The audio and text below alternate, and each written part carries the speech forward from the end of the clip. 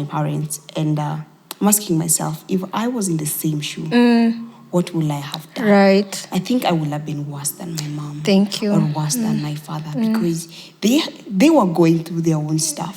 Fluctuation was happening even during those times. Money was hard.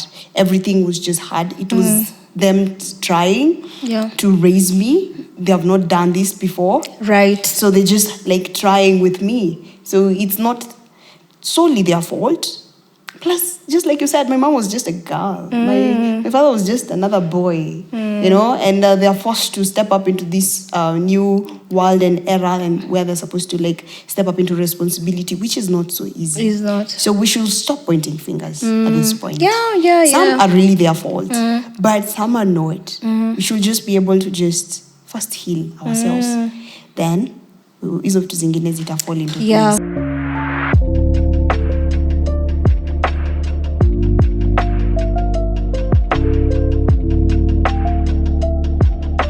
Ladies and gentlemen, every single time you think about your love, your acceptance, anxiety, most times tunazishikanishanga because of our childhood pain, traumas, and anything yet tulipitia kitambo. So welcome to the Kambura Podcast. Today, we're talking about those childhood wounds and those things that constantly affect our decisions, our love, our relationships, and everything that is basically around us. So today we are talking about childhood wounds.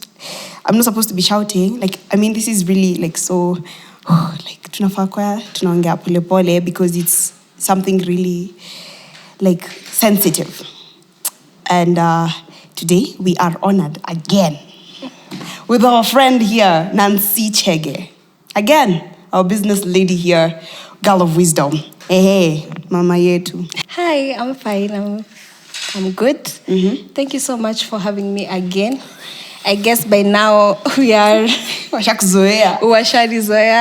Thank you so much. I'm honored once again to be here. Karibu sana. Waambie wa like, share, and subscribe. Yeah, please guys, let's push this content. Like, share, subscribe to our channel, the Kambura Podcast.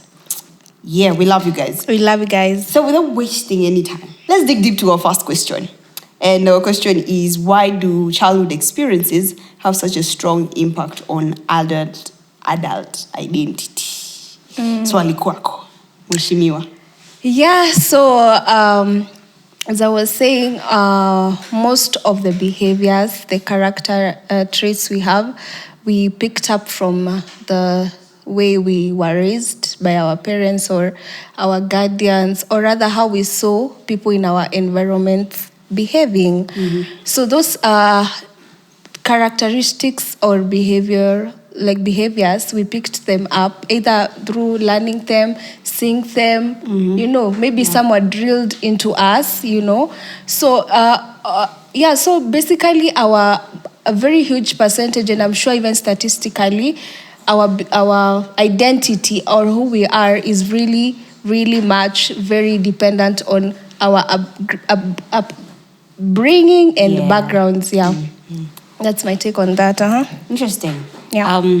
I believe that every one of us has been brought up, be it at home, at school, everywhere you have been able to learn, and 80% of our decisions are really affected by where we come from. Yeah. For instance, our money habits, the way we speak.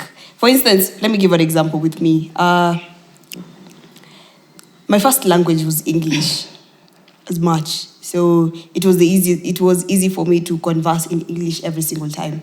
Plus tukiwa primary, tulikuwa tunaongea Kiswahili once. So there was no time I would really build on my Kiswahili. So nikaenda kuongea tu kizungu yangu ya mapua. So across the line, plus the only place tulikuwa tunawatch, hatukuwa tunawatch news most times. Juu sisi tulikuwa kana remote. So most times we didn't watch news. So tulikuwa tunawatch tu Nickelodeon. So most of our English has been learned hapo hivyo. And most times ni mimi. Juu mimi I'm drawn to acting and learning the way people are speaking. For instance, nikikaka na wewe, you'll realize I've picked words, I've picked the way you sound, I've picked the way you for instance, kama sahi nimenoticed tulikuwa na guest and I realized they said nikakumbuka ni wewe. Okay. Because it's something I've constantly picked. So I believe where I come from how the people who are around me and all of us, like literally, hey, kizungu mesha, literally spread out or just make us be who we are.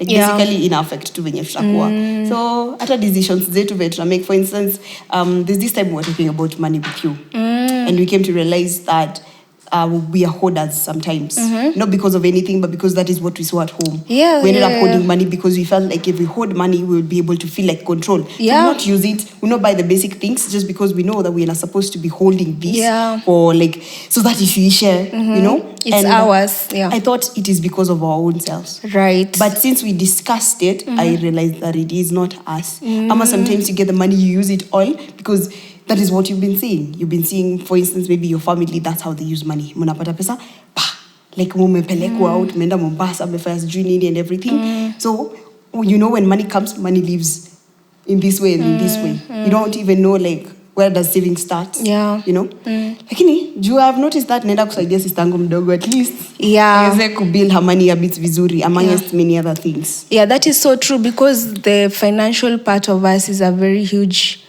part of us, and it's something that we struggle a lot with. And I've come to realize interacting with people and who have come from different backgrounds is really very, very an eye-opener, so that we get to see life from how we get to see how other people view life. And you will notice there are people who have grown in, let's say maybe, well, like, okay, like, what do you call them? Backgrounds, what do you call it? Yeah, well off. They don't have the same mentality as someone who has grown in a humble background. Like their mentality is really, or rather their ideology about money differs like heaven and earth. Yeah, so it is very good to diversify our connections, and so that you can see how people think in any aspect of life, even in dealing with how we deal with people. Yeah, and so on and so forth. Yeah. Yeah. Interesting. I think we can go on to the next question. Yeah. And what are some subtle ways unhealed wounds show up in our relationships and faith? Wow. First of all, let us talk about wounds. Unhealed wounds, to be specific. If you have examples, please, by all means. Yeah. Yeah, when we talk about wounds, there's something I usually say. Wounds are very dynamic. For example, I might have a wound, let's say a family wound, a mother wound, a father wound. Another person might have a different wound. And that does not mean my wound is greater than someone else's wound in as much as it's not the same. So me having, if I have a mother wound and you have a mother wound, it doesn't mean like mine is greater than yours. At the end of the day, they are all wounds and they need to be healed. And another thing, let's just dissect about wounds, because probably, I don't know if we are open to talk about yeah, let's go our type of wounds that we have. It's really a sensitive area for us, because tissue. Taputa tissue, but we'll try to do it as neutral as wow, yeah. So, for instance, me growing up, let me say, as I said in the previous discussion we had in this podcast, we grew up in a nuclear family. I wasn't like very versant with the extended family. So it was just me, my father, and my mom and my siblings. So whatever these people did to me, or rather how we grew up, really, I was really keen on it, on what they did for and to me. Yeah. So talking about my dad, even today, my dad was one supportive man. He's a very supportive man.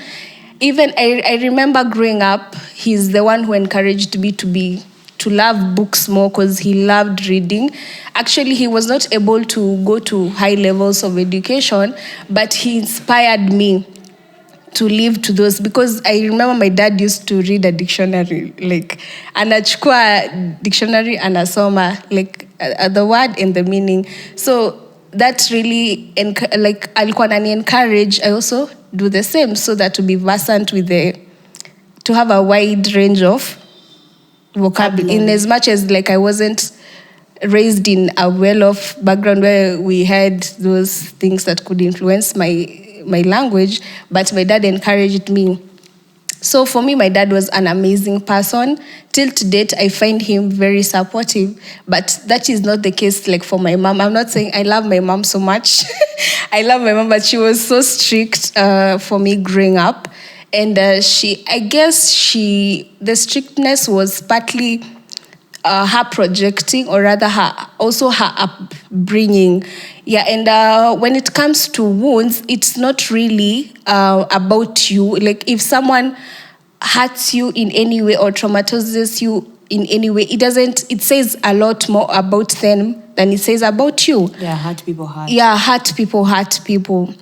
So growing up, my mom was really the type that strict on me. I don't know if it's because I was a girl or firstborn, I didn't know.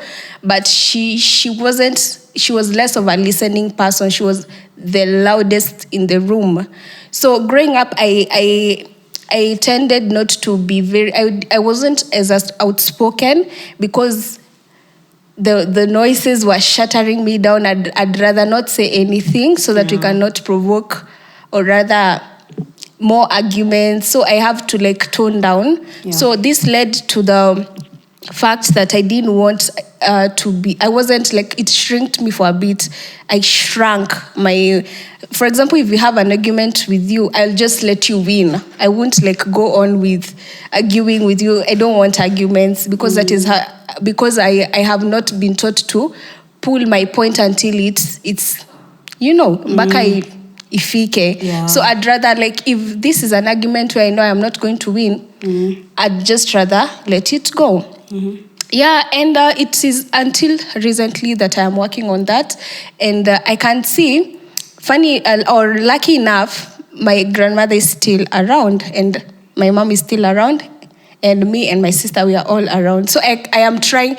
The other day I was trying to look at the dynamic. We had an conversation, and this conversation was a bit like it was out of the norm because, of course, I've been working on myself and how to speak out and so on and so forth. So I was pushing a point, and I wanted them to understand this point from my point of view. This thing I am trying to see from my point of view.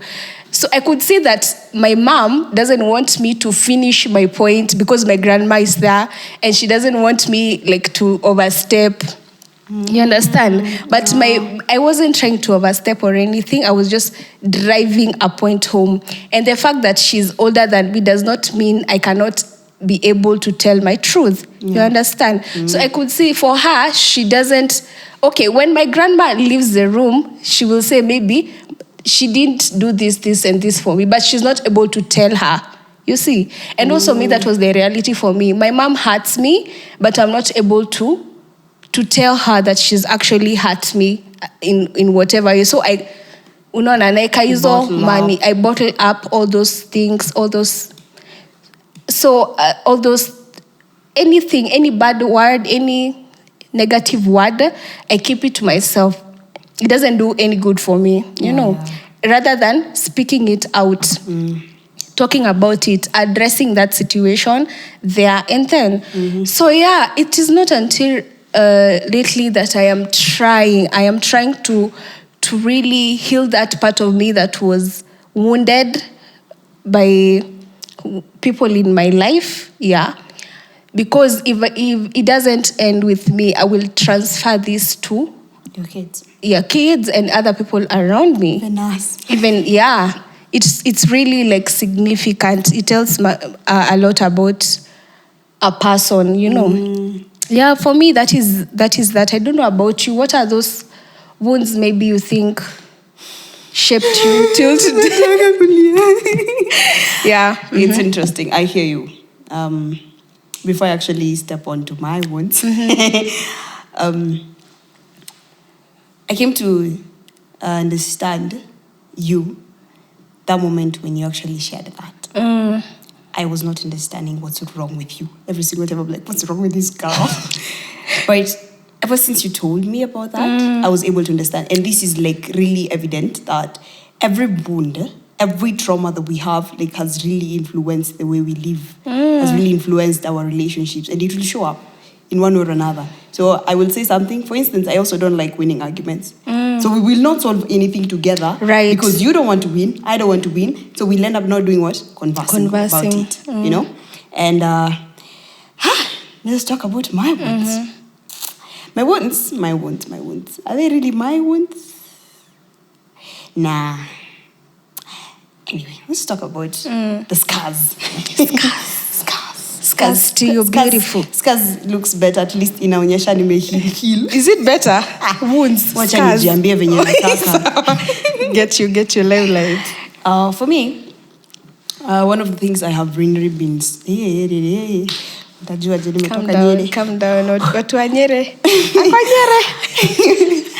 One of the things I've been really struggling with is acceptance.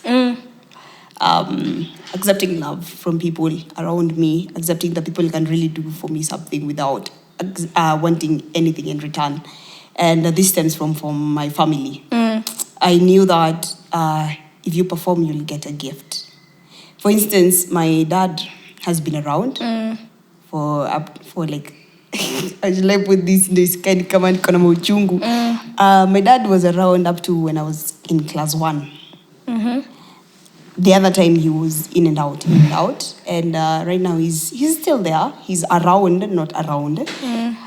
Yeah. So for the longest, I've really been having trouble accepting love because first of all, he left when I was really young. And I was asking myself, why? What did I do wrong? Every single time I'll ask myself, what did I do wrong? And even the people that will come in my life, I will always want to prove myself to them so that they will not leave, you know? Like, I wanted them to accept me first before I accept myself. And for the longest, like, I look so clingy. Not because I am bad or anything. Not because I want to prove myself. No, but I just don't want you to leave. Right. The same way. My fear of abandonment. Yeah. And it stemmed out in my attachment style, which was... it's a journey. Yeah. Yeah, which was anxious attachment. Which means every single time I'll hold on to you, I'll do everything possible so that you will not leave. I will do everything in my own strength just to ensure that you will not leave. And if you want to leave, I will cling. I will do anything possible. Right. Just for you to just accept me. So that's one way, like, one of my wounds, like, has really projected in my relationships. Another wound is the strictness. The strictness of my parents has really pulled me to just want to fit in with everyone. What is this that my parents are telling me not to do? Director Maleta tissue. Kwani tunakaa tunataka kulia. Anyway.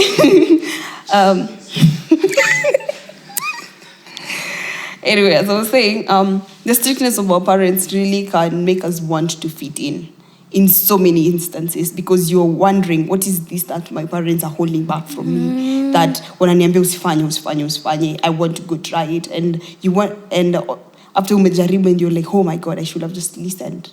Right. I believe there's this new way of parenting where you should be able to give your kids space. Just converse with them.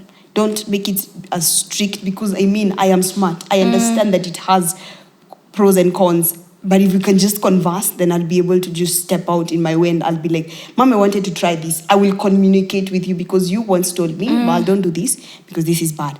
But nikupate. So that one for me was like, acha njaribu. Right. Make sure asinipate, you know?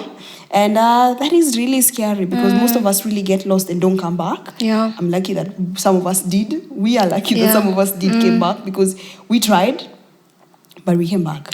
Yeah. So I love that. And one thing about traumas, and especially the ones that are from our parents, they really tell, as I said, trauma is not the person who has been traumatized. It says more about the what do you call them? the people, the person who is projecting. Yeah, it's just gone. it says more about them. So it means even if I wasn't here, or rather if I go, these same patterns will repeat for my younger siblings. Because it is them. It's not you. It's not you, it's them. So the change has to come within them. They need to know that they need to be better parents. They need to know that they also go wrong, and they need to know how to apologize. So my question is, do you think our parents are ready for these conversations of us opening up to the fact that maybe they hurt us in one way or another? And then are they ready to maybe have these conversations, or do we have to wait until maybe later in life, or rather we just brush it off and just assume, yes, they hurt us, we just work on ourselves in the background and ensure that our children don't carry on, or rather we don't carry these traumas to our kids? Or can we involve them in the healing? Are they ready for therapy? Are they ready for having these difficult conversations? Like, can you call your dad and sit with them and have these conversations with them? Do you think they're ready?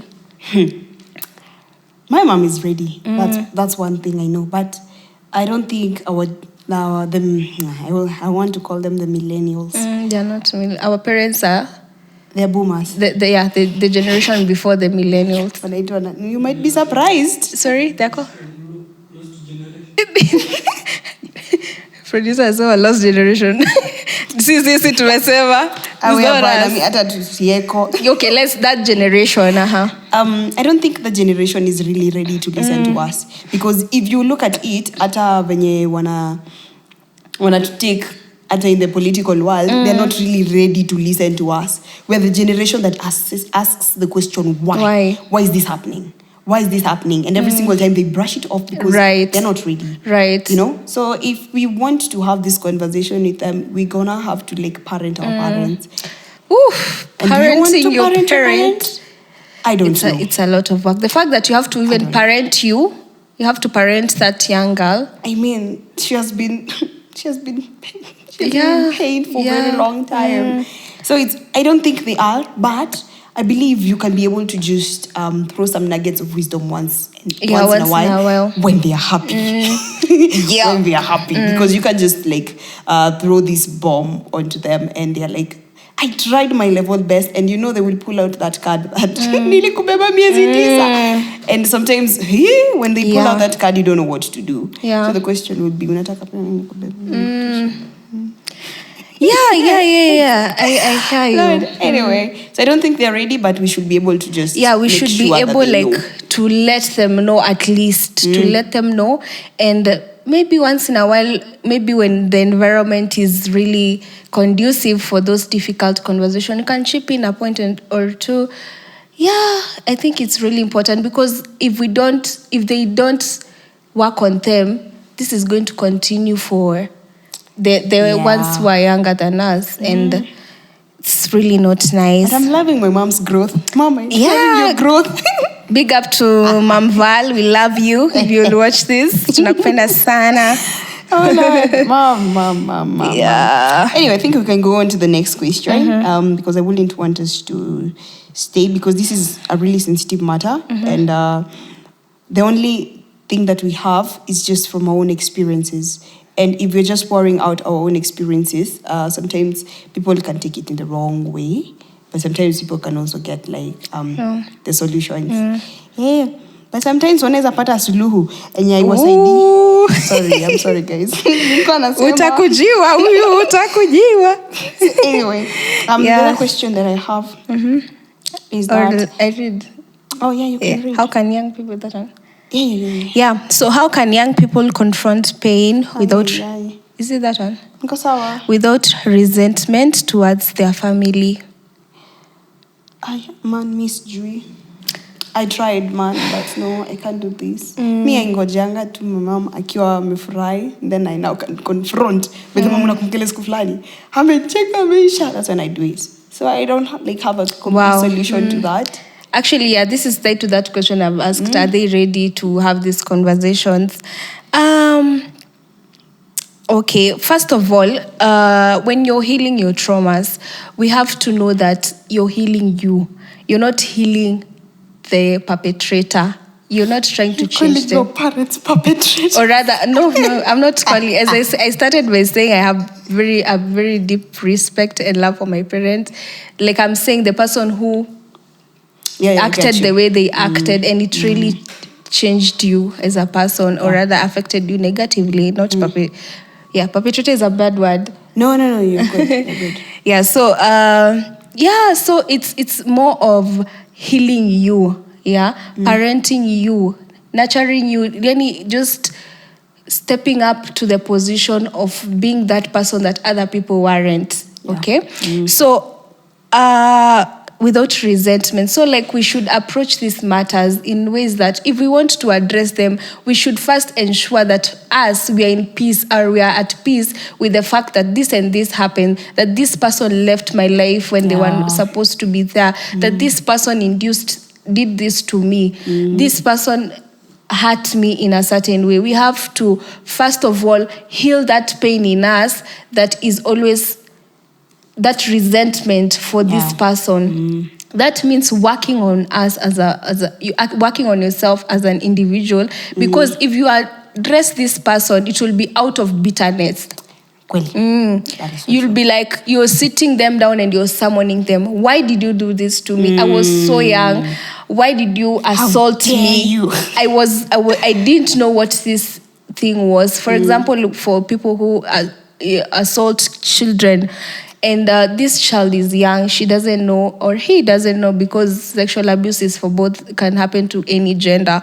They did not know what this was. They had no idea. But this person who is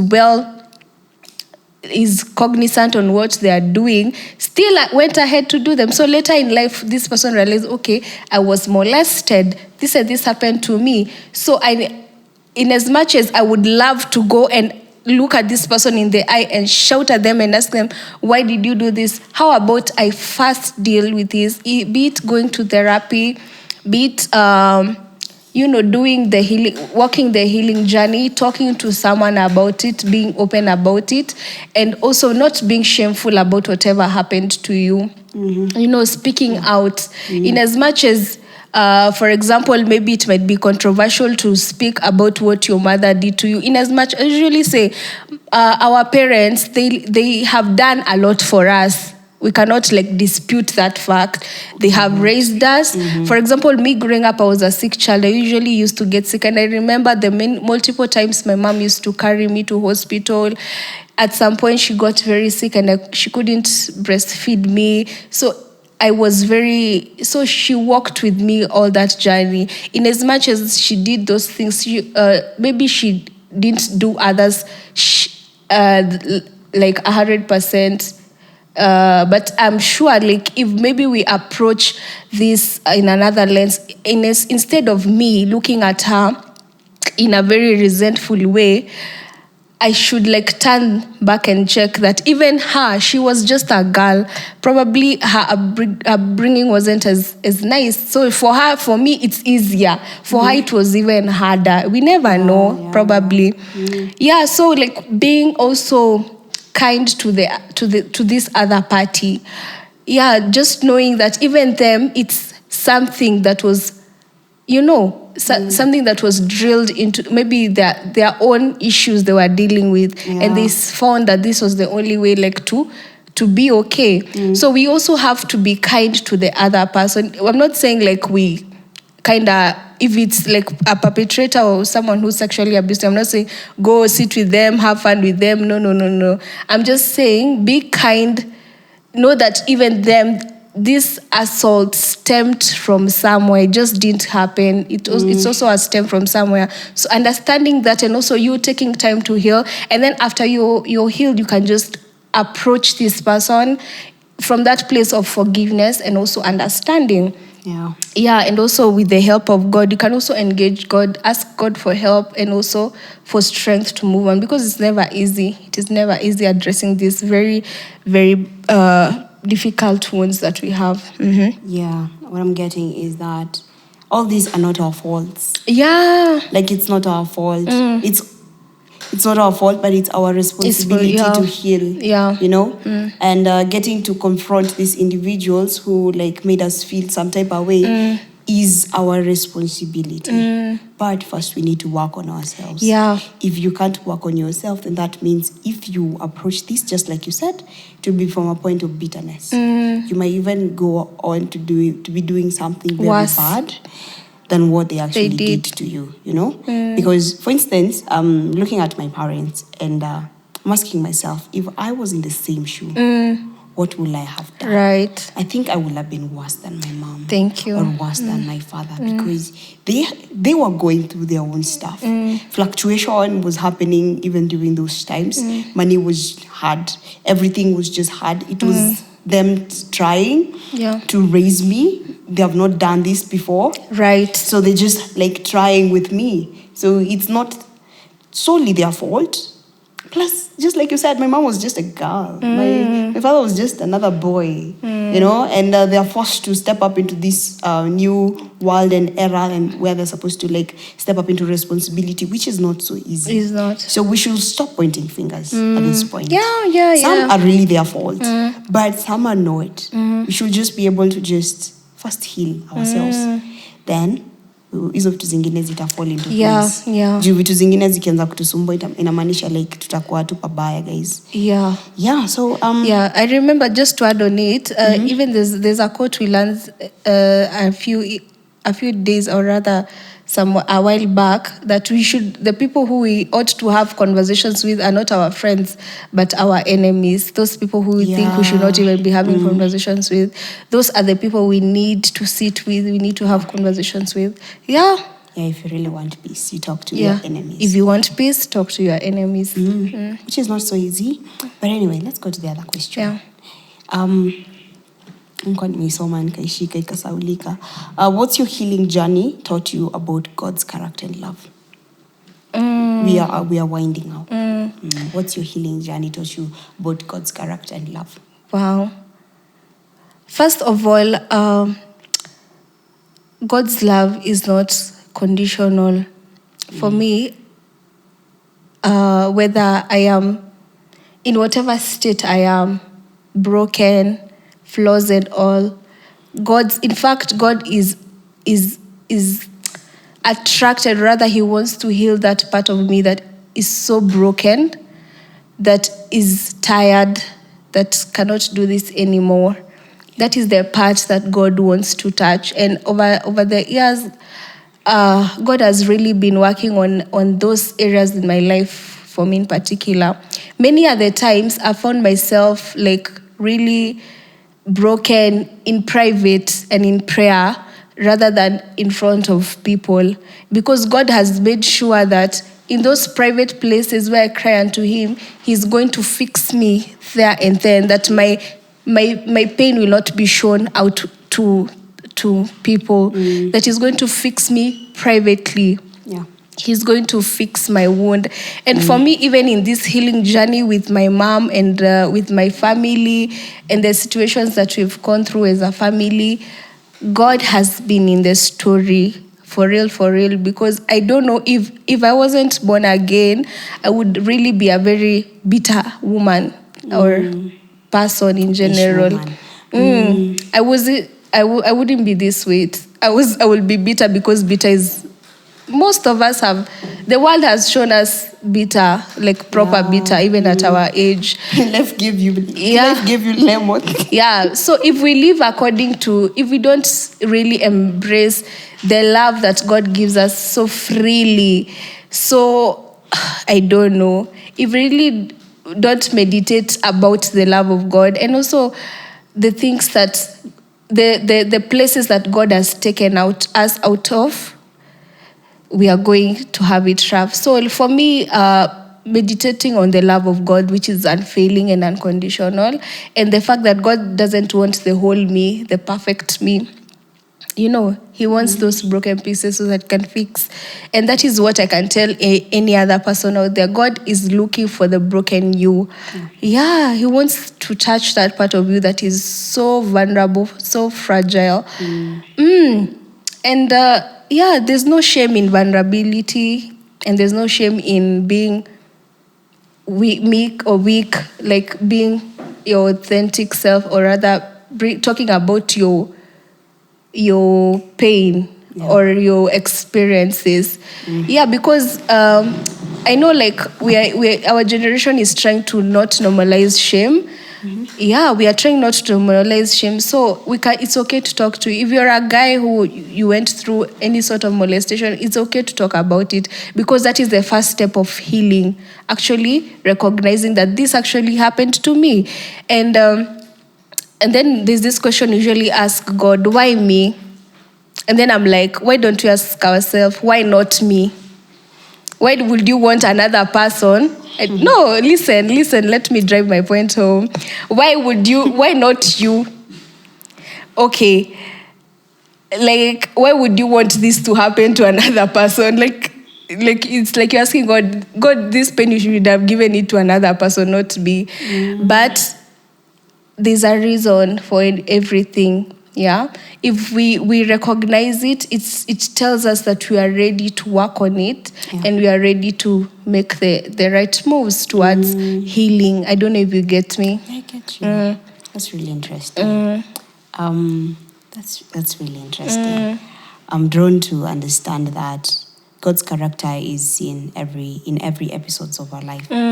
He's really intentional in showing us who he truly is. Right. In every bit of pain and trauma and love and joy, like all those episodes of your life. If you just sit and just look, you'll actually realize that God has been present in every bit of it. Right. And one character I have learned about God is that God is a father. Right, I love that. For the longest, I never called God father, because I constantly resonated him to my father, my earthly father. Because I saw, if my earthly father cannot provide, who are you? If my earthly father can disappear, who are you to stay? If that has been me for like the longest. So one thing God has been teaching me this year is that he is a father. Wow. He is not my earthly father, he's a father. So that's one big character that I've really got to understand about God. That he's not just like those fathers. He's not like my mother. He's far beyond all those. He says in Isaiah that a mother can leave a breastfeeding child, but I will never leave you nor forsake you. He is a father. And he not only orchestrated every beat and being of my body, but he ensures that I am provided for, I am taken care of, and he ensures that he wakes me up every single day. Love that. Because he is a father. And so many times I knew him as a king. And I never saw him. I saw him like just the normal kings of this world. So he has been reminding me, a ruler. Like enforcer. Even the kuko. You know, so for the longest, I've really feared him, not from a point of I fear God, but from a point of I fear God because he's gonna kill me anytime soon. Right. So I didn't fear God from a point of love. I feared God from a point of he's a ruler, he's gonna destroy me if I fail to do this.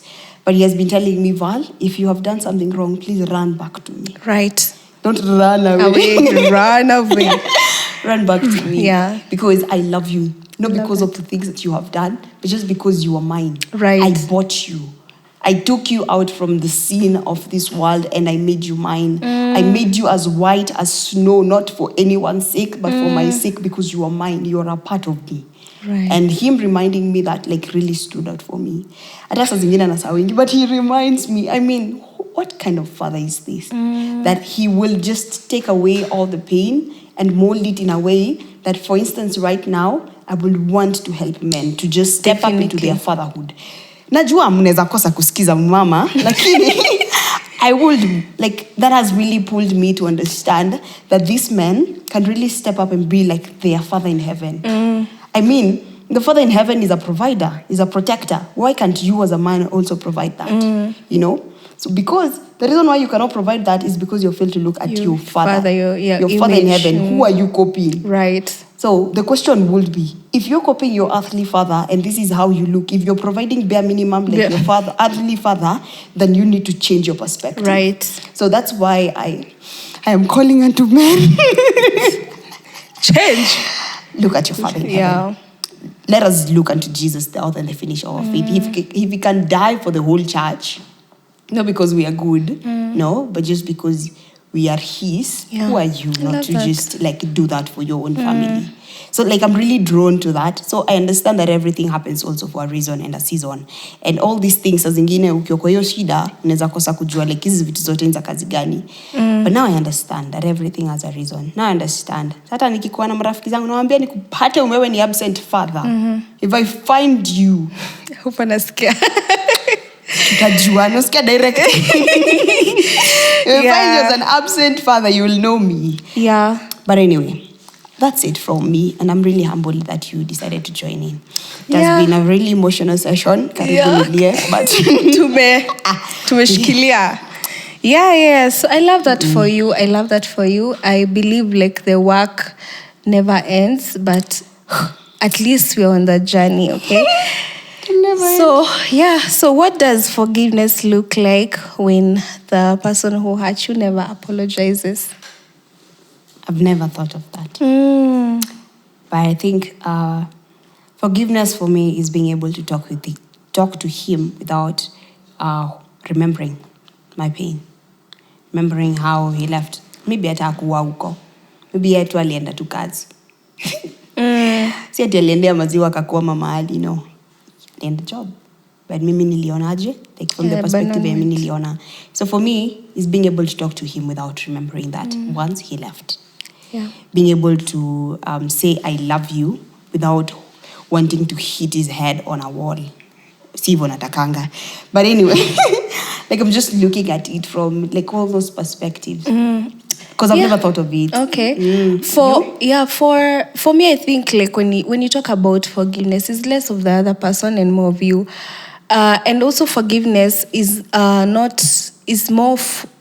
less of also reconciliation. Does not necessarily mean you have to 100% reconcile with this other person, but you have to forgive them for you, for the pain to feel lighter, for the burden, for the load to feel a bit less heavy.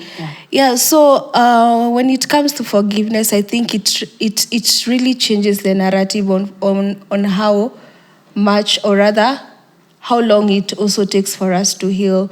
Because even if we start the journey of healing by first forgiving the perpetrator, the person who traumatized you, it's really going to help you to even navigate this journey in a very easier way. And when it goes to apologizing, I was just thinking the other day, when in an African setting, when you bring up the topic of apology and saying sorry, it is the lesser person saying sorry to the other person. It's not vice versa. Even if this older person is wrong, it doesn't work like the older person saying sorry. But for me, I feel like we really need to let people know that even grown people make mistakes, and it's okay to say sorry, even to your child, because if you don't say sorry, they will remember that this person hurt me and they had no remorse about it.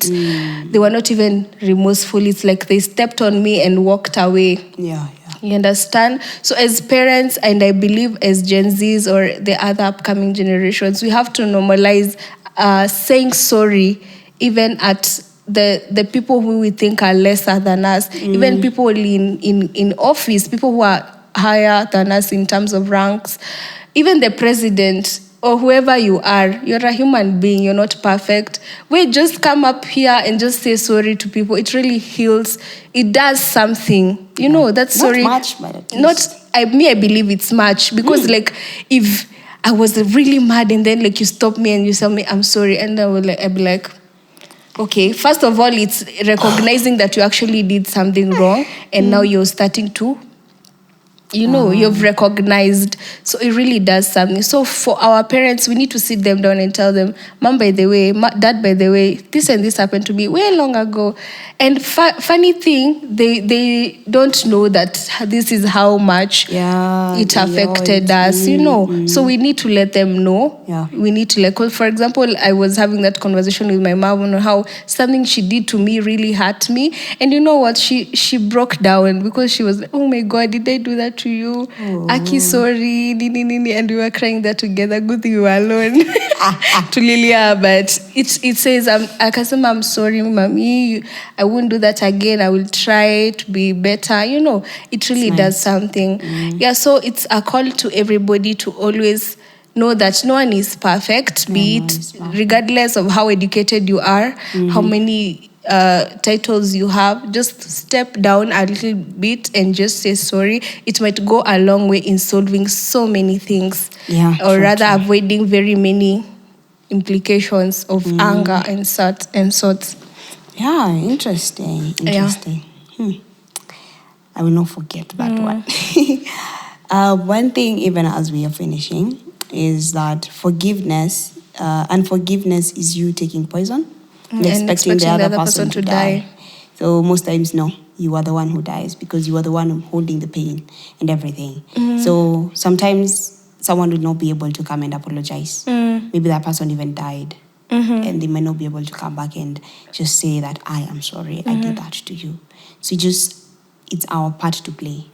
Like we are the most important persons in our story. Right. We are the authors of our story. And every single time you decide to hold that against them, you're not ruining them, you're just ruining yourself. And we need you in your best way possible. We need you the best version of yourself. So stop holding that. Maybe that's the only thing that you're holding back, enye inafanya unasikia vibaya na unakosa kuachieve vitu unafaa kuachieve just because you are still holding an unforgiving nature, Naweza shangaa kila kitu umefanya vizuri, umefika mbinguni, unaambiwa unaenda hell, unauliza kwa nini? Unaambiwa juu kusamea mama yako jali kupiga kofi just because you did not do that thing, It's really sad. Yeah. But unaweza rudishwa hell just because you decided to forgive, to not forgive. So it's really sad. Yeah. Maybe you can give us a parting shot. Wow.